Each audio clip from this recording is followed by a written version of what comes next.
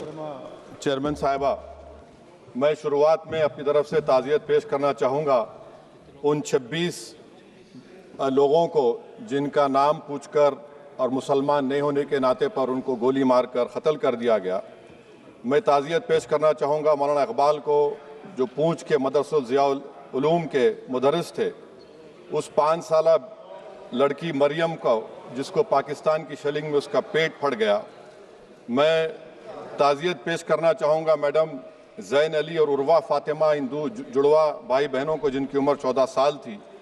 Lance नायक दिनेश कुमार को, BSF के sub inspector Mohammad इम्तियाज़ को। मैं शुक्रिया अदा करना चाहूँगा कश्मीर की आवाम का कि उन्होंने पहलगाम के वाक़े के बाद मस्जिदों से ऐलान किया मजम्मत का, बग़ैर किसी के बोलने पर रोड पर निकलकर उन्होंने पाकिस्तान से आए हुए दहशतगर्दों की मजम्मत की। मैं मुबारकबाद देता हूँ हमारी मुसल्लह अफवाज को कि उन्होंने एक अजीम कुर्बानी पेश की और बहादुरी के साथ ऑपरेशन सिंदूर में भारत को कामयाबी दिलाई। मैं मुसल्लह अफवाज ने पहले 9 दहशतगर्द ठिकानों पर उनको निशाना बनाया और सबसे मेरी नज़र में जो दहशतगर्दी के दिल पर हमला हुआ वो भावलपुर का था और 6 एयरफील्ड, 3 हैंगर और 2 रनवेज को हमने तबाह किया।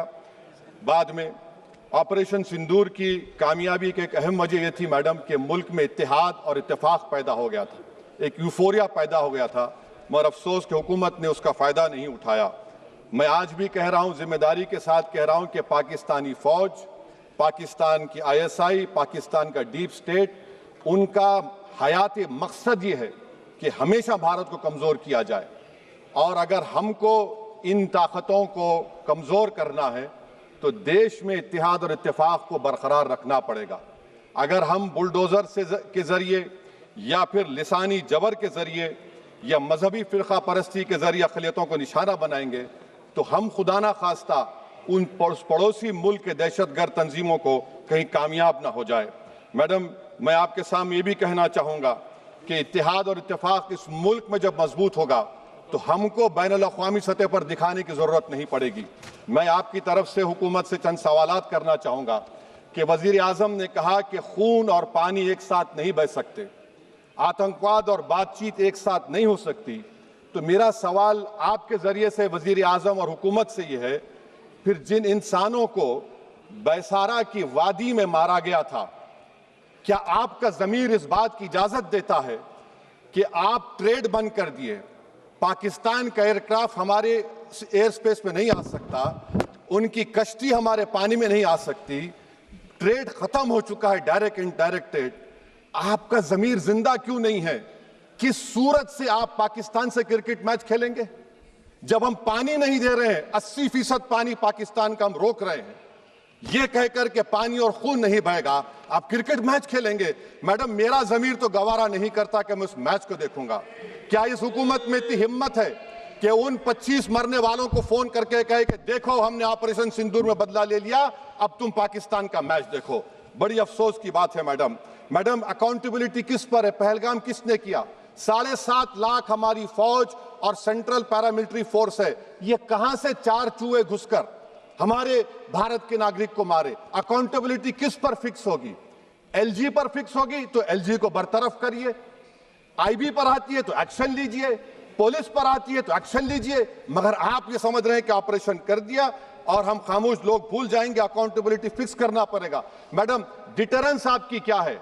आपने सर्जिकल स्ट्राइक किया, आपने बालाकोट किया, फिर ये पहलगाम हुआ, तो आपकी डिटरेंस की पॉलिसी नाकाम साबित हुई, कश्मीर की पॉलिसी नाकाम साबित हुई, 370 हटा दिया आपने एक रियासत को यूटी बना दिया और उसके बावजूद भी दहशतगर्द वहां पर पहुंच गए।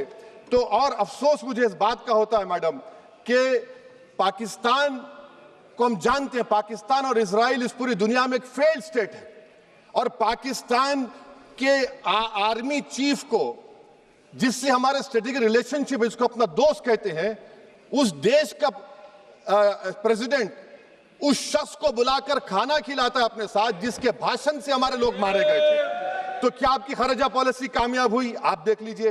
अच्छा, हमारे देश में एक ऐसी तंजीम है जिसका वजूद नफरत की बुनियाद पर और मजहबी अज़बियत को फैलाने के लिए बनाया गया। उनको तकलीफ है सेकुलरिज्म से, सोशलिज्म से, मगर हमारे संविधान के प्रियम्बल में लफ्ज सॉवरेन है। सॉवरेन का मतलब यह है कि हम खुद मुख्तार हैं, हम हाकिम आला हैं, हम अपने मुल्क के मुकद्दर का फैसला करेंगे। एक गोरा व्हाइट हाउस में बैठकर भारत की सीज फायर का ऐलान करेगा? यह आपका नेशनलिज्म है? अफसोस होता है मुझे सर। मैडम मैं आपसे पूछना चाह रहा हूं कि अगर एक चचा सैम ऐलान कर रहे हैं तो हमारी फौज पर क्या असर पड़ा होगा? हमारे उन पायलटों पर क्या असर पड़ेगा जो नहीं मालूम कितनी ऊपर आसमानों पर भारत की हिफाजत कर रहे हैं? वो नेवी का सिपाही जो समंदर में खड़ा हुआ है, उसको यह नहीं मालूम हो रहा है कि मेरा प्रधानमंत्री ऐलान नहीं किया, एक गोरे ने ऐलान किया। बड़ा ये आपके कैसा होगा ये? मैडम, मेरा सवाल हुकूमत से यह भी है कि हम कोई एडवर्सेरियल कंट्री नहीं है अमेरिका के लिए, हम दोस्त हैं, स्ट्रेटेजिक रिलेशनशिप है। क्या क्या एग्रीमेंट हमने साइन नहीं किया, तो क्या ये दोस्ती निभा रहे हैं? मैडम, मैं हिस्टोरिकल एग्जांपल दे रहा हूं, क्रुश्चेव और टीटो। क्रुश्चेव ने दबाव डाला, टीटो ने कहा मैं नहीं मानता, मैं नैम ज्वाइन करूंगा। मैडम, फ्रांस और यूएसए, डिगोल को जब यूएसए ने दबाव डाला तो डिगोल ने कहा कि तुम दोस्त हो मगर हमारी खारिजा पॉलिसी आजाद ना है। मैडम, वहीं पर आप देखिए गुजराल साहब, जिसको कहते सबसे कमजोर थे, वजीर आजम थे, उन्होंने बहादुरी का मजारा किया, रिफूलिंग करने नहीं दिया। वियतनाम 20 साल यूएसए लड़ा मगर झुका नहीं, और हम उनको बोल भी नहीं पा रहे, हम तो कोई दुश्मन मुल्क तो नहीं है अमेरिका के, ये आपको समझने की जरूरत है। और मैडम, यहां पर वजीर खारजा ने कहा वो चीन गए, डिप्टी चीफ ऑफ स्टाफ ने कहा कि चीन के इक्विपमेंट एक लाइव लैब था हमारे उनके लिए। क्या आपने कहा चीन को कि तुमने क्यों दिया पाकिस्तान को हथियार? आप नहीं कहे। और मैडम, आप जानते हैं कि रक्षा मंत्री ने कहा कि स्विफ्ट एंड प्रोपोर्शनेट, तो फिर जो इंडोनेशिया मिलिट्री अटैचे ने कहा कि हमको कहा गया मत मारो, हम सेल्फ डिफेंस में भी नहीं मार सकते थे पाकिस्तान को। और अगर आप ट्रंप के बयान को गलत कह रहे हैं कि 5 एयरक्राफ्ट नहीं गिरे, मैं यकीन करता हूं आपकी बात का।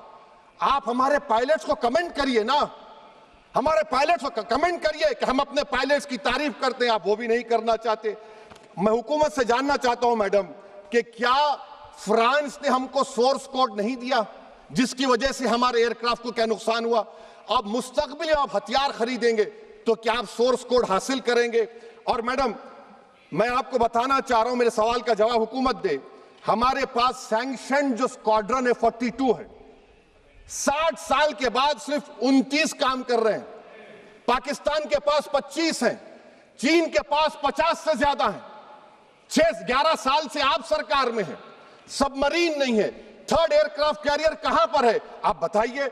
और मैडम, FATF में लाना पड़ेगा आपको। अगर आप विश्व गुरु हैं तो हम आपको चैलेंज कर रहे हैं, आप G7 के कंट्रीज को, GCC को और चचा सैम को राजी कराइए कि पाकिस्तान को, मैडम खत्म कर रहा हूं, FATF में दोबारा लाया जाए। मैडम, ऑल पार्टी मीटिंग हुई, देखिए कितना कॉन्ट्रडिक्शन है केंद्र सरकार में और स्टेट सरकार में। ऑल पार्टी मीटिंग में था, केंद्र सरकार ने कहा कि नहीं, बैसारन मिडोस पर तो कोई जा ही नहीं सकता, जून से पहले इजाजत लेना पड़ेगा। बाद में हमको मालूम हुआ कि साल भर खुला रहता मिडोस सिवाय बारिश और स्नो के। ये कॉन्ट्रडिक्शन है केंद्र सरकार में। वहां पे मैं हुकूमत से मुतालबा करता हूं मैडम आपके जरिए से कि कौमी सिक्योरिटी को, नेशनल सिक्योरिटी को, खारिजा पॉलिसी को, फॉरेन पॉलिसी को राजनीति का मुद्दा मत बनाइए, राजनीति का मुद्दा मत बनाइए। ये हमारे मुल्क में मुफाद होगा, हमारे मुल्क के इत्तेहाद और एकजुटती को आप एक वोट का जरिया मत बनाइए। और मैं एक आखिरी बात पूछ रहा हूं मैडम, क्या चीन ने हमसे कहा था कि सीज फायर कर लो? और कैसे पाकिस्तान ने हमारे पायलट्स की बातों को सुना कि हमारा कम्युनिकेशन एनक्रिप्ट नहीं है? मैडम, आखिर में मैं अपने शेर से इस अपनी बात को खत्म करूंगा कि अपने ही हाथों से सर अपना कटाना है हमें, मादर हिंद पे भेंट चढ़ाना है हमें। किस तरह मरते हैं एहरारे वतन भारत पर, यह तमाशा है जो दुनिया को दिखाना है हमें। ये मैं भारत की उस बहादुर फौज के नाम पे करता हूं, मुसल्ह फौज के नाम पे करता हूं। ये शेर कहने वाला कोई बीजेपी का नहीं था, ये शेर कहने वाले का नाम शेर था, शहीद अशफाकुल्लाह। मैं फिर से हुकूमत से कह रहा हूं, पाकिस्तान टेररिज्म करेगा, आप तैयार हो जाइए। आप चीन से मोहब्बत, कितना इम्बैलेंस हो रहा ट्रेड का, कितना इम्बैलेंस हो रहा है चीन से। अच्छा, जब गलवान हुआ उस वक्त भी ट्रंप ने कहा था कि मैं बात करूंगा, हमने कहा नहीं बात करेंगे, जरूरत नहीं है। आज ट्रंप हमारे से पहले बोलता है इज्जत नफ्स भी कोई चीज होती है, इख्तिदार में कोई यहां रहेगा कोई वहां रहेगा, मगर इख्तिदार में इकबाल होना चाहिए। बदबख्ती की बात यह है कि आपने इकबाल को खो दिया। बहुत बहुत शुक्रिया।